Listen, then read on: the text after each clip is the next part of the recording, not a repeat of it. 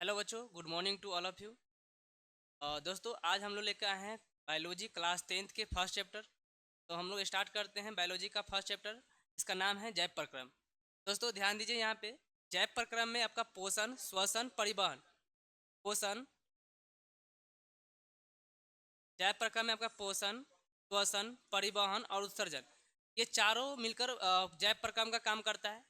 अगर इसे आप अदर एडिशन का बुक लीजिएगा, जैसे भारतीय भवन, इसमें अलग अलग चैप्टर दे दिया गया है। लेकिन अगर आप एनसीईआरटी उठाइएगा तो ये चारों को मिलाकर एक चैप्टर बनाया गया है, जैव प्रक्रम। चलिए, हम लोग का जो पहला चैप्टर है जैव प्रक्रम, और उसमें भी हम लोग को पोषण। आज हम लोग केवल पोषण के बारे में देखेंगे, पोषण होता क्या है और इसमें क्या क्या चीज़ होता है, ये चीज़ के बारे में हम लोग देखेंगे। इससे पहले हम लोग थोड़ा सा बायोलॉजी के बारे में देख लेते हैं कि बायोलॉजी क्या होता है, बायोलॉजी शब्द कहाँ से उत्पन्न हुआ है, ये सब हम थोड़ा देख लेते हैं। ठीक है, तो पहला चीज़ याद रखिएगा कि बायोलॉजी का मतलब होता है सजीव पदार्थों का अध्ययन। बायोलॉजी कहलाता है जहाँ पे जीवों का अध्ययन हो, उसे हम लोग क्या बोलते हैं, बायोलॉजी। तो आगे हम लोग देखते हैं बायोलॉजी शब्द कहाँ से लिया गया है।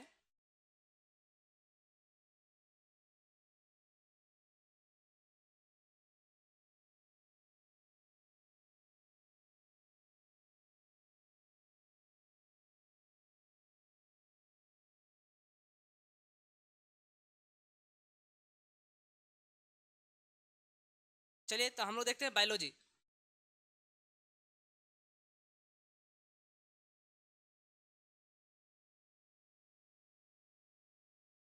ये बायोलॉजी शब्द का जो उत्पत्ति है, ये ग्रीक भाषा के दो शब्दों से मिलकर बना है ये बायोलॉजी। पहला बायोस और दूसरा है लोगोस। बायोस का मतलब होता है जीवन, बायोस का मतलब होता है जीवन, और लोगोस का मतलब होता है स्टडी, और स्टडी का मतलब होता है अध्ययन करना। यानी बायोलॉजी शब्द का मतलब क्या होता है, तो बायोलॉजी शब्द का अर्थ होता है जीवन का अध्ययन। यानी जीवन का अध्ययन कहने का मतलब है कि जिस पदार्थ में जीवन होता है, और जो पदार्थ में जीवन होता है उसको हम लोग सजीव बोलते हैं, अर्थात सजीवों का अध्ययन कहलाता है बायोलॉजी। चलिए, ये जो जीवन है, जिसको हम लोग सजीव पदार्थ बोल सकते हैं, ये दो तरह के होते हैं। पहला जंतु, जिसको इंग्लिश में हम लोग एनिमल बोलते हैं, और दूसरा दूसरा आपका ये है पौधे, जिसको हम लोग प्लांट्स बोलते हैं। इस प्रकार हम लोग बायोलॉजी को दो भागों में बांटते हैं। दो भागों में कौन कौन भाग में बांटते हैं, तो पहला है आपका जूलॉजी। पहला आपका क्या है, जूलॉजी। पहला आपका है जूलॉजी, और दूसरा जो है आपका ये दूसरा जो है आपका बोटनी है। जूलॉजी का मतलब होता है जंतु विज्ञान। जूलॉजी का मतलब क्या होता है, जंतु विज्ञान। यानी बायोलॉजी का वह शाखा, यानी जीव विज्ञान का वह शाखा जिसमें जंतुओं के बारे में अध्ययन किया जाता है, तो उसको हम लोग बोलते हैं जंतु विज्ञान।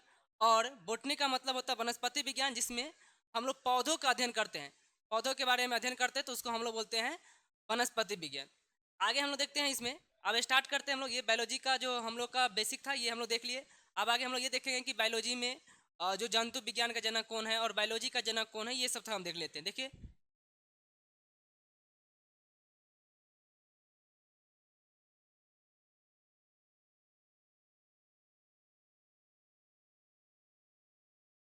देखिए यहाँ पे जीव विज्ञान का अगर आपसे पूछे कि जीव विज्ञान का पिता या जनक कौन है, तो याद रखिएगा अरस्तु, यानी फादर ऑफ बायोलॉजी, एरिस्टोटल, इसको हम लोग बोलते हैं अरस्तु।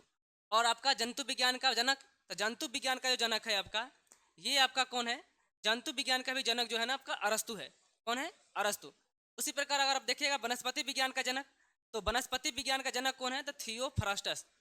थियोफ्रास्टस, यानी फादर ऑफ बोटनी कौन है, तो थियोफ्रास्टस।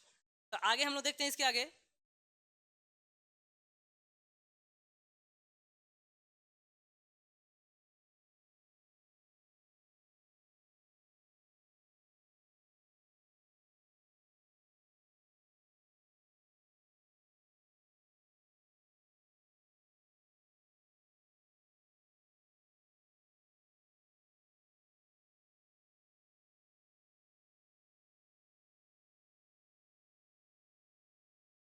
चलिए, अब हम लोग मेन टॉपिक पर आते हैं। हमारा पहला चैप्टर जो है आपका जैव प्रक्रम, इसके बारे में थोड़ा देखते हैं कि जैव प्रक्रम होता क्या है। तो जैव प्रक्रम का मतलब होता है कि जो ये सभी क्रियाएं जिसके द्वारा जीवों का अनुरक्षण होता है। अनुरक्षण कहने का मतलब कोई भी जीव अपने जीने के लिए जो भी चीज़ करता है, वे सबके सब क्या है, वे सबके सब यहाँ पे जैव प्रक्रम में आता है। जैसे जीने के लिए क्या क्या करता है लोग, जीने के लिए पोषण करता है, मतलब खाना खाता है। जीने के लिए श्वास लेता है। जीने के लिए वो लोग परिवहन करता है। परिवहन कहने का मतलब होता है कि खाना को एक स्थान से दूसरे स्थान तक पहुँचाना होता है। उत्सर्जन मतलब जो भी मतलब अपशिष्ट पदार्थ होता है उसको बाहर निकालना होता है। तो ये सभी के सभी जो होता है जब प्रक्रम में आता है, यानी वे सभी क्रिया है जिसके द्वारा जीव, या ये हम एक लाइन में बोल सकते हैं कि वे सभी क्रिया है जिसके द्वारा जीव जो है अपने जीने का अनुरक्षण करता है, यानी कि जीवों का अनुरक्षण होता है, यानी जीने के लिए जो भी चीज करते हैं जीव, वे सबके सब क्या कहलाते हैं, जैव प्रक्रम कहलाते हैं। तो सबसे पहले से हम लोग पढ़ना क्या है, सबसे पहले हम लोग पढ़ना है इसमें पोषण के बारे में। पोषण क्या होता है, पहले इसके बारे में तो कुछ और देख लेते हैं हम।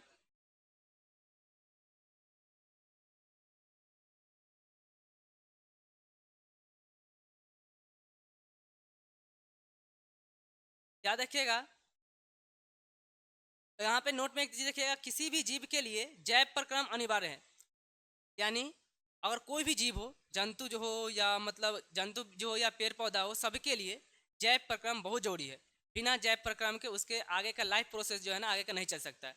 तो इसलिए ध्यान से देखिएगा आगे।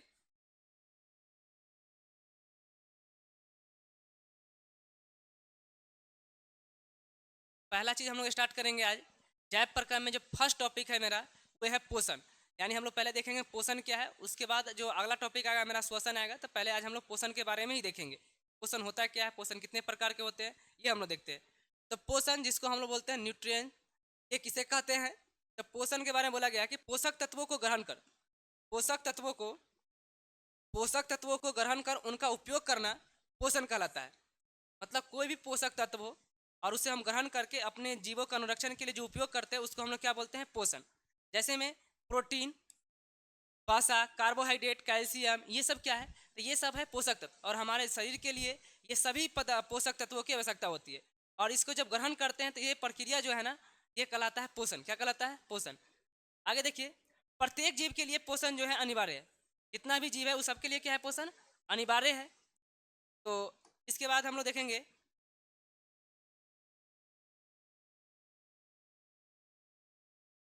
अब हम लोग देखेंगे पोषण का प्रकार।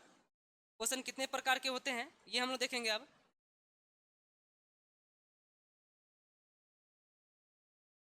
पोषण कितने प्रकार के होते हैं, तो पोषण जो है ना जनरली दो प्रकार के होते हैं। कितने प्रकार के होते हैं, सॉरी, पोषण जो है ना जनरली जो है, पोषण जो होता है जनरली कितने प्रकार का, दो प्रकार के होते हैं। एक होता है स्व पोषण और एक होता है पर पोषण।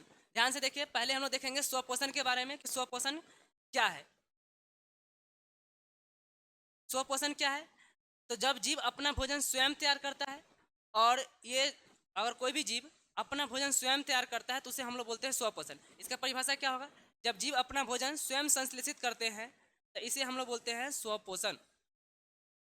जैसे पेड़ पौधा देखिए, अपना भोजन स्वयं अपने से तैयार करता है, तो वे किसी चीज़ पर निर्भर नहीं रहता है, इसीलिए हम उसको बोलेंगे कि पेड़ पौधा जो है ना स्वपोषित है, वे अपना भोजन स्वयं तैयार करता है। यानी उसमें जो पोषण होता है, कैसा पोषण होता है, तो स्वपोषण होता है। जैसे में पेड़ पौधा, जो जीव अपना पोषण स्वयं करते उसे हम लोग बोलते हैं स्वपोषी। क्या बोलते हैं उसको हम लोग, स्वपोषी। स्वपोषण और स्वपोषी में थोड़ा सा अंतर समझिएगा यहाँ पे। स्वपोषण का मतलब होता है जो अपना भोजन स्वयं तैयार करता है, इस प्रोसेस को हम लोग बोलते हैं स्वपोषण। और जो जीव स्वपोषण करता है उसको हम लोग बोलते हैं स्वपोषी। क्या बोलते हैं उसको हम लोग, स्वपोषी। जैसे पेड़ पौधा जो होता है स्वपोषी होता है, यहाँ पे लिखा है सभी हरे पौधे जो है ना स्वपोषी होता है। आगे हम लोग देखेंगे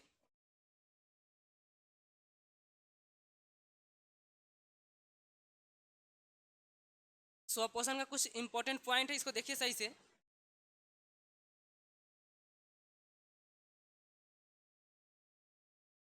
स्वपोषण में किसी भी अन्य जीव का आवश्यकता नहीं होती है। कहने का मतलब, स्वपोषण के लिए किसी अन्य जीवों की आवश्यकता नहीं होती। जैसे अगर हम लोग देखें परपोषण में क्या होता है, जब हम अपना खाना तैयार करते हैं तो हम लोग के लिए अलग से कोई ना कोई जीव की आवश्यकता पड़ती है।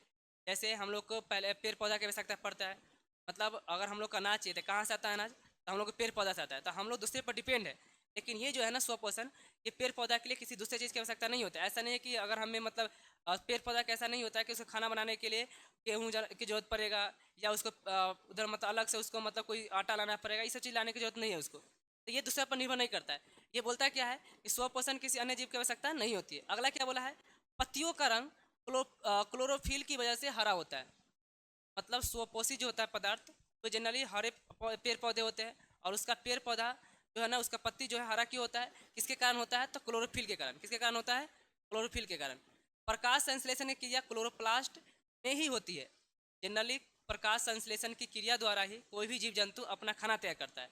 और ये जो प्रक्रिया है कहाँ पे होता है, पेड़ पौधे के जो है ना क्लोरोप्लास्ट भाग में होता है। कहाँ पे होता है? क्लोरोप्लास्ट, जहाँ पे हरित लवक पाया जाता है, जहाँ पे क्लोरोफिल पाया जाता है, वहीं पे ये प्रकाश संश्लेषण की प्रक्रिया होती है। यानी जनरली प्रकाश संश्लेषण की प्रक्रिया हरे पेड़ पौधे में ही होती है। और हरे पेड़ पौधे के किस भाग में होती है? तो हरे पेड़ पौधे के क्लोरोप्लास्ट भाग में होती है, जहाँ पे हरित लवक पाया जाता है। आगे देखिए, प्रकाश संश्लेषण की क्रिया क्लोरोफिल की मौजूदगी में ही होती है। यानी जिस पेड़ पौधा में क्लोरोफिल नहीं रहेगा उसमें प्रकाश संश्लेषण की क्रिया नहीं होगी। पौधों का भोजन ग्लूकोज बनता है। यानी प्रकाश संश्लेषण के द्वारा जब भोजन ये तैयार करता है तो उसमें पेड़ पौधे के जो भोजन के रूप में जो तैयार होता है, क्या तैयार होता है? तो ग्लूकोज तैयार होता है। जो पौधा का जो मुख्य भोजन क्या होता है? ग्लूकोज। यानी प्रकाश संश्लेषण की मदद से पेड़ पौधा जो होता है ग्लूकोज को तैयार करता है। किसको तैयार करता है? ग्लूकोज को तैयार करता है। चलिए आगे देखते हैं हम लोग।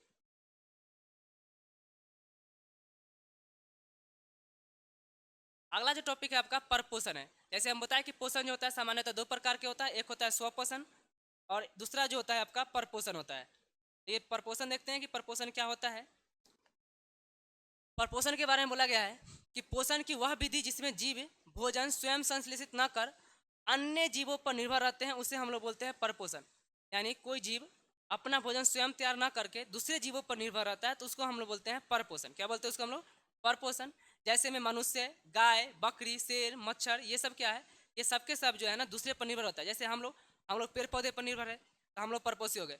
गाय गाय भैंस भी देखते हैं, वो भी घास खाते हैं तो वे भी दूसरे पर निर्भर है, पेड़ पौधा पर निर्भर है। मच्छर मच्छर भी किसी न किसी जीव का वो खून पीता है तो वे भी किसी दूसरे जीव पर निर्भर है। तो इसलिए ये जितना भी ये दिखाई दे रहा है, जैसे ये मनुष्य, गाय, बकरी, सब के सब क्या है? आपका ये परपोषी है। क्या है ये? परपोषी। आगे देखिए, जिस जीव में परपोषण होता है उसे हम लोग परपोषी बोलते हैं या विषमपोषी बोलते हैं। यानी कोई भी जीव अगर परपोषण क्रिया द्वारा अपना भोजन तैयार करता है तो उस जीव को हम लोग बोलते हैं परपोषी। क्या बोलते हैं? उसको परपोषी बोलते हैं या उसको हम लोग बोलते हैं विषमपोषी। आगे हम लोग देखेंगे परपोषण के प्रकार। परपोषण कितने प्रकार से होता है? जैसे स्वपोषण में एक ही टाइप था, प्रकाश संश्लेषण की प्रक्रिया द्वारा स्वपोषण की क्रिया होती थी, लेकिन परपोषण में अलग अलग क्रिया, अलग अलग प्रकार होती है। इसका पहला जो प्रकार है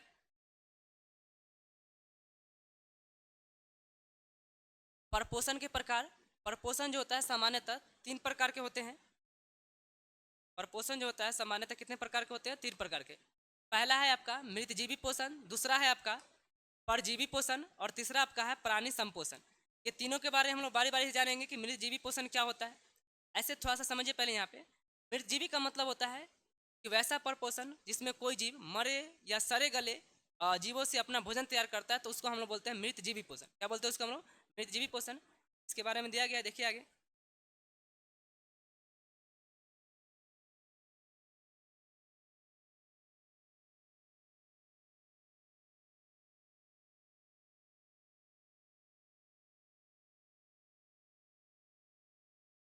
देखिए यहाँ पे मृतजीवी पोषण क्या है। तो इस प्रकार के पोषण में जीव अपना भोजन मरे हुए जंतु या पौधे के शरीर से घुलित कार्बनिक पदार्थ के रूप में प्राप्त करते हैं।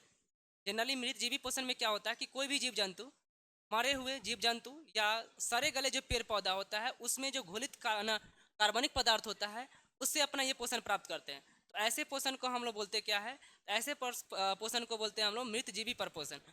आगे देखिए, मृतजीवी पोषण वाले जीव जो होता है ना अपघटक कहलाते हैं। मृतजीवी पोषण वाले जो जीव होता है वो क्या कहलाता है? अपघटक। अपघटक कहने का मतलब होता है, जैसे मान ले कि अगर कोई जीव जंतु मर जाता है तो उसको क्या होता है ना कि कीड़ा जो होता है, छोटे छोटे कीट जो होता है वो खा जाता है उसको। तो वो जो कीट जो है ना अपघटक कहलाएगा, क्योंकि उसको छोटे छोटे टुकड़ा करके क्या कर जाता है? खा जाता है। यानी जो परपोष मतलब जो भी मरे हुए जीव जंतु होता है उसको क्या करता है? घटक में तोड़ के उसका अपघटन कर जाता है। तो ये क्या कहलाता है? अपघटक। तो कौन करता है ऐसे जनरली? जो भी मतलब जीव जो है मरे हुए जीव से अपना भोजन प्राप्त करता है उसी को हम लोग बोलते हैं अपघटक। क्या बोलते हैं उसको हम लोग? अपघटक। परजीवी क्या होता है?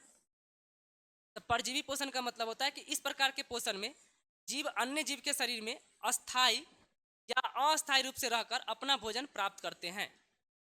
मतलब परजीवी का मतलब होता है कि कोई भी जीव किसी दूसरे जीव में अस्थायी रूप से रहकर या अस्थायी रूप से रहकर अपना भोजन प्राप्त करता है। जैसे अगर आप लोग मच्छर देखिएगा तो मच्छर जो है ना हमारे शरीर पर थोड़ा देर अस्थायी रूप से रहता है, अपना भोजन तैयार करता है, चला जाता है।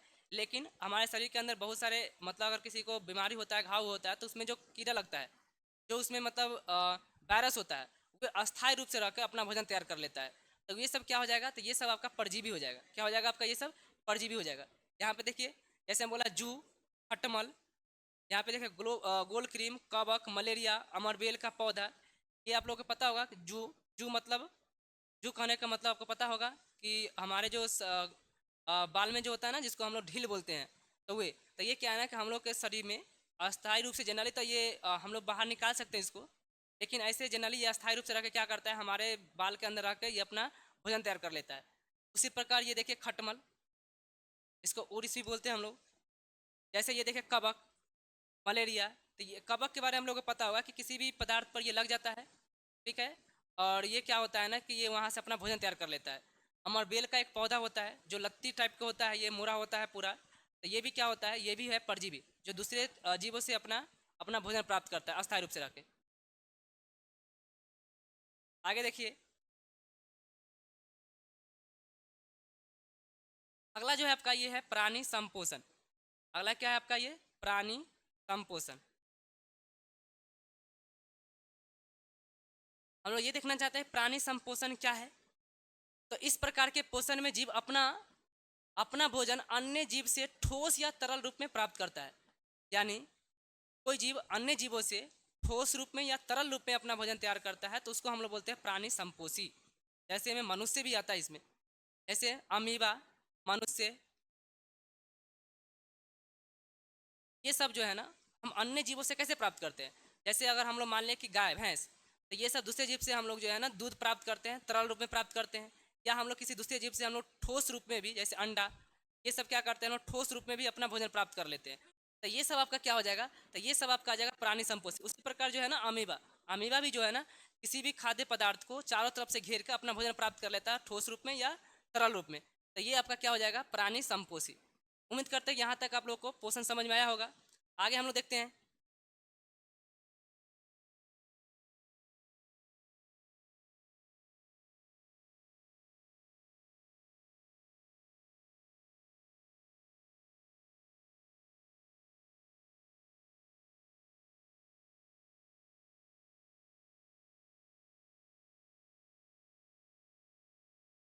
आगे हम लोग देखते हैं, जैसे हम लोग स्वपोषण में हम लोग देखे थे कि स्वपोषण विधि कैसे होता है। तो प्रकाश संश्लेषण की सहायता से कोई भी पेड़ पौधा अपना भोजन तैयार करता है।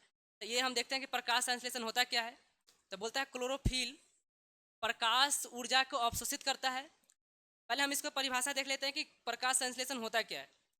तो प्रकाश संश्लेषण का मतलब होता है कि कोई भी हरे पेड़ पौधा जो होता है, सूर्य से प्रकाश और कार्बन वायुमंडल से कार्बन डाइऑक्साइड और जमीन से जो है ना जल को अवशोषित करके ये अपना एक भोजन तैयार करता है। तो ये जो प्रक्रिया आपका क्या है, ये प्रकाश संश्लेषण है। इसमें होता क्या है कि क्लोरोफिल जो है ना, ये पेड़ पौधा के क्लोरोफिल जो भाग होता है, ये प्रकाश से ऊर्जा अवशोषित कर लेता है। और ये जो हाइड्रोजन है, हाइड्रोजन और कार्बन डाइऑक्साइड मिलकर क्या बना लेता है, ये ग्लूकोज बना लेता है। इसके बारे में पहले हम ये देख लेंगे। पहले ये कार्बन डाइऑक्साइड और जल, ध्यान से देखिएगा, ये प्रकाश संश्लेषण का आपका एक समीकरण है। इसी समीकरण से आप लोग प्रकाश संश्लेषण समझ सकते हैं। देखिए ये जो कार्बन डाइऑक्साइड है, ये कहाँ से मिलता है हम लोग को, पेड़ पौधा को कहाँ से मिलता है कार्बन डाइऑक्साइड। तो पेड़ पौधा को है ना जो कार्बन डाइऑक्साइड जो है ना, ये वायुमंडल से मिलता है। कहाँ से मिलता है, वायुमंडल से। और ये जल कहाँ से मिलता है, तो पेड़ पौधा जो है ना जल जनरली जमीन से लेते हैं। और ये जो सूर्य प्रकाश है, ये सूर्य से प्राप्त कर लेते हैं। और ये क्लोरोफिल जो है ना, ये पेड़ पौधा में रहता है। तो इसकी उपस्थिति में, यानी क्लोरोफिल की उपस्थिति में, क्लोरोफिल सॉरी सूर्य प्रकाश की उपस्थिति में कोई पेड़ पौधा जो है ना कार्बन डाइऑक्साइड और जल को ग्रहण करके ग्लूकोज, ऑक्सीजन और जल बनाता है। इस प्रक्रिया को क्या बोलते हैं हम लोग, प्रकाश संश्लेषण। क्या बोलते हैं इसको हम लोग, प्रकाश संश्लेषण। प्रकाश संश्लेषण केवल दिन में होती है। प्रकाश संश्लेषण जनरली क्या होती है, दिन में होती है, क्योंकि प्रकाश संश्लेषण के लिए प्रकाश की जरूरी है। जनरली रात में प्रकाश होता नहीं है, इसलिए प्रकाश संश्लेषण रात में नहीं होती है। प्रकाश संश्लेषण 2 चरणों में होती है।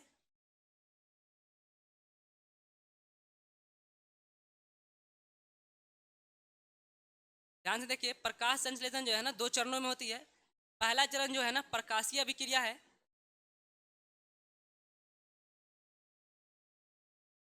पहला चरण आपका प्रकाशीय अभिक्रिया, और दूसरा चरण जो है ना अप्रकाशीय अभिक्रिया।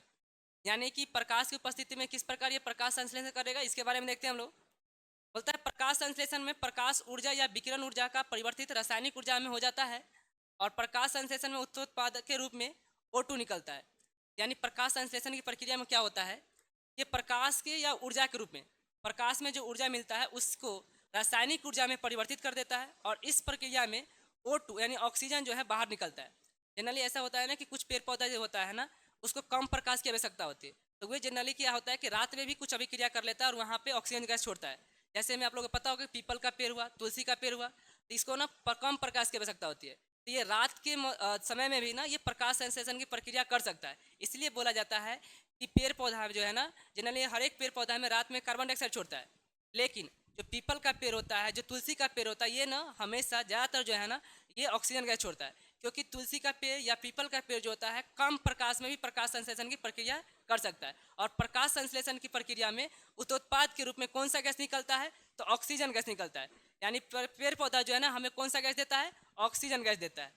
उम्मीद करते हैं कि आप लोग को समझ में आया होगा।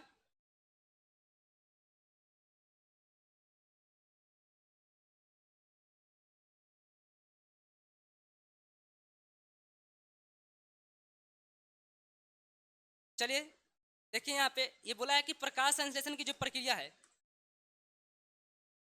जो प्रकाश संश्लेषण की जो प्रक्रिया है ये शुरू से लेकर अंत तक कहाँ में होता है, तो क्लोरोप्लास्ट में होता है। कहाँ पे होता है, क्लोरोप्लास्ट। जैसे हम बताए थे कि पेड़ पौधा में एक भाग होता है क्लोरोप्लास्ट जिसमें हरित लवक पाया जाता है, तो प्रकाश संश्लेषण की प्रक्रिया जो है ना शुरू से लास्ट तक कहाँ पे होता है, क्लोरोप्लास्ट में होता है। पत्तियों को प्रकाश संश्लेषण का अंग कहा जाता है, मतलब जनरली क्लोरोफिल पाया जाता कहाँ जाता है, क्लोरोप्लास्ट कहाँ पाया जाता है, तो पत्तियों में पाया जाता है। इसलिए हम लोग ना प्रकाश संश्लेषण का अंग किसे कहते हैं, तो पत्तियों को। किसे कहते हैं हम लोग, पत्तियों को। और प्रकाश संश्लेषण का अंग किसे कहा जाता है, तो क्लोरोप्लास्ट या हरित लवक को। अगर आपसे कोई पूछे कि पेड़ पौधा के किस अंग में, किस भाग में प्रकाश संश्लेषण होता है, तो याद रखिएगा कहाँ पे होता है, तो पत्ती में होता है। इसलिए पत्तियों को हम लोग क्या बोलते हैं, प्रकाश संश्लेषण का अंग बोलते हैं। और जो पत्ती है, पत्ती के किस भाग में होता है, तो क्लोरोप्लास्ट या हरित लवक में होता है। इसलिए क्लोरोप्लास्ट या हरित लवक को हम लोग क्या बोलते हैं, प्रकाश संश्लेषण का अंगक बोलते हैं। क्या बोलते हैं उसको हम लोग, प्रकाश संश्लेषण का अंगक। आगे देखिए, ये पत्ते के बाहर से क्या लेते हैं, यानी पत्ते के बाहर से क्या लेते हैं, पत्ते में तो प्रकाश संश्लेषण की प्रक्रिया होती है, लेकिन बाहर से क्या लेते हैं, तो CO2 गैस लेते हैं। कौन सा गैस लेते हैं, CO2 गैस। और क्या छोड़ते हैं, तो पत्ते के बाहर क्या छोड़ते हैं, तो O2 गैस छोड़ते हैं। याद रखिएगा कि पेड़ पौधा भी जो होता है ना क्या कौन सा गैस छोड़ता है, तो ऑक्सीजन गैस छोड़ता है। पत्तियों में गैसों का आदान प्रदान किससे होता है, तो रंध्र से होता है। किस प्रक्रिया द्वारा होता है, तो विसरण द्वारा होता है। विसरण कहने का मतलब गैसों का आदान प्रदान जो होता है ना, ये रंध्र, पत्ती में एक भाग होता है रंध्र, स्टोमाटा जिसको हम लोग बोलते हैं, ये जो है ना छिद्र के रूप में पाया जाता है। इसी प्रक्रिया से ये गैसों का आदान प्रदान करते हैं। किस प्रक्रिया द्वारा, तो विसरण द्वारा। प्रकाश संश्लेषण का अगर परिभाषा पूछे तो देखिए यहाँ पे प्रकाश संश्लेषण का परिभाषा दिया गया है।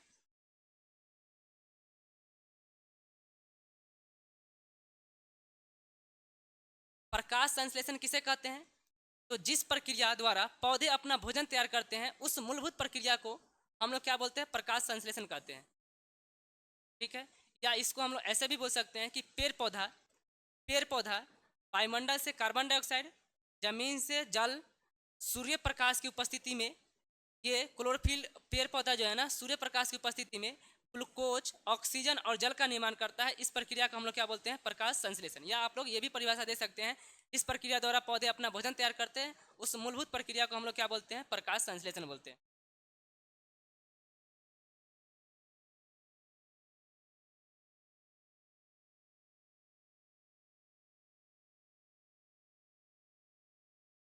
चलिए आगे देखते हैं हम लोग, प्रकाश संश्लेषण के लिए कौन कौन से पदार्थ आवश्यकता है, किस किस चीज़ की आवश्यकता पड़ती है, कौन कौन से पदार्थ है, ध्यान से देखिए। तो पहला तक सूर्य के प्रकाश, यानी कि बिना प्रकाश के तो ये प्रकाश संश्लेषण कर ही नहीं सकता है। दूसरा क्लोरोफिल, जिस पेड़ पौधा में क्लोरोफिल होगा उसी में प्रकाश संश्लेषण की जाएगी। और तीसरा जल की आवश्यकता होती है। और चौथा कार्बन डाइऑक्साइड। तो यही एक इसका आवश्यक पदार्थ है जिसकी उपस्थिति में कोई भी पेड़ पौधा प्रकाश संश्लेषण की क्रिया कर सकती है। आगे देखिए, जंतुओं में पोषण, हम लोग पौधे में पोषण देखे, ये पौधे में पोषण था जो प्रकाश संश्लेषण की प्रक्रिया द्वारा पूरा हुआ। जंतुओं में पोषण देखेंगे, जनरली जो होता है ना जंतु जो होता है परपोषण होता है, परपोषी होता है वो, तो वे उसमें कौन सा पोषण होता है, तो परपोषण होता है। तो इसके बारे में हम लोग देखेंगे जंतु में कैसा पोषण होता है, कौन से जंतु में किस प्रकार के पोषण होता है, क्योंकि परपोषण तो बहुत प्रकार के होते हैं, 3 प्रकार के होते हैं। तो यहाँ पे देखिए जंतु में जो पोषण है, जनरली देखिए यहाँ पे जंतु जनरली दो प्रकार के होते हैं, एक कोशिकीय जीव भी होते हैं और एक होते हैं बहुकोशिकीय जीव। बहुत सारे जीव जो होते हैं ना मात्र एक ही कोशिका से मिलकर बने होते हैं, जिसको हम लोग बोलते हैं एक कोशिकीय जीव। जैसे आप लोग देख सकते हैं अमीबा, पैरामीशियम, ये सब एक कोशिकीय जीव है। और दूसरा जो है बहुकोशिकीय जीव। तो याद रखिएगा कि एक कोशिकीय जीव में मात्र एक ही अंग होते हैं, एक ही कोशिका होते हैं, और उसी एक कोशिका की मदद से वे पूरा के पूरा, मतलब क्या बोल सकते हैं कि एक ही कोशिका से वो पूरा क्रिया कर लेता है। जितना भी जैव प्रक्रम की क्रिया है, श्वसन हो, पोषण हो, उत्सर्जन हो, परिवहन हो, सब एक ही कोशिका में हो जाती है। और बहुकोशिकीय में क्या होता है, तो हर एक चीज़ के लिए, हर एक प्रक्रम के लिए, श्वास के लिए, पोषण के लिए, उत्सर्जन के लिए, सब के लिए अलग अलग अंग होता है, विशेष अंग होता है। इसके लिए हमें अलग अलग पढ़ना होता है, लेकिन एक कोशिका में मात्र एक ही कोशिका में होता है। सामान्यतः अमीबा होता है एक कोशिकीय और पैरामीशियम। तो ये दोनों के बारे में देखें कि अमीबा और पैरामीशियम में किस प्रकार का पोषण होता है, कैसे होता है, ध्यान से देखिए।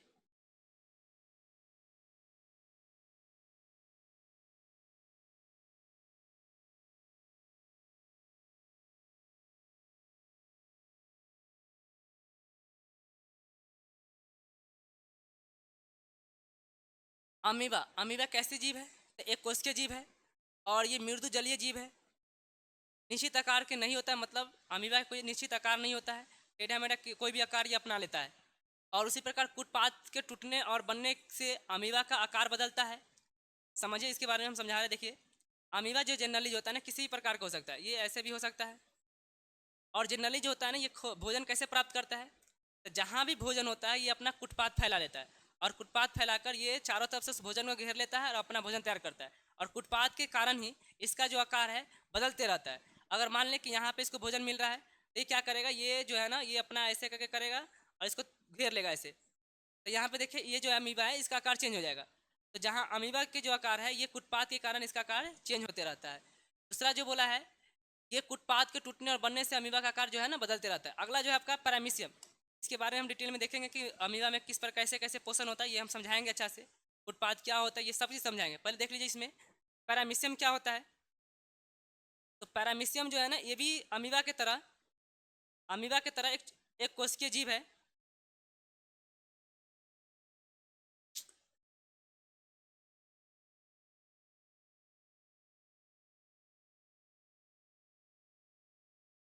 देखिए यहाँ बोला गया है कि पैरामीशियम जो है एक कोशिकीय मृदु जीव है और निश्चित इसका जो आकार होता है निश्चित होता है। ये अपना कुटपाथ इस तरह से अमीबा की तरह नहीं फैलाता है, इसलिए इसका आकार जो है चेंज नहीं होता है। इसका आकार जो होता है निश्चित होता है। जनरली इसका आकार जो होता है इस प्रकार का होता है।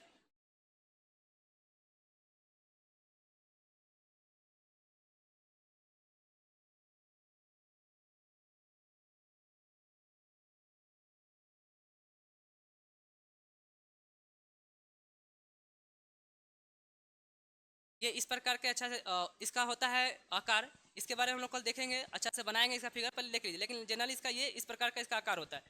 ये मतलब सीम के बीच की तरह इसका आकार होता है जनरली। तो ये जो है ना आपका पैरामीशियम होता है, शरीर सिलिया से पूरी तरह से ढका होता है। इसका जो शरीर होता है ये सिलिया से पूरी तरह से ढका होता है। तो उम्मीद करते हैं कि आज की वीडियो में आप लोग को ये समझ में आया हो कि पोषण क्या है, परपोषण क्या है और प्रकाश संश्लेषण क्या है। आशा करता हूँ कि आप लोग को समझ में आया होगा। अगर अच्छा लगा होगा तो कमेंट करके जरूर बताइए कि कैसा लगा आप लोग को वीडियो। धन्यवाद।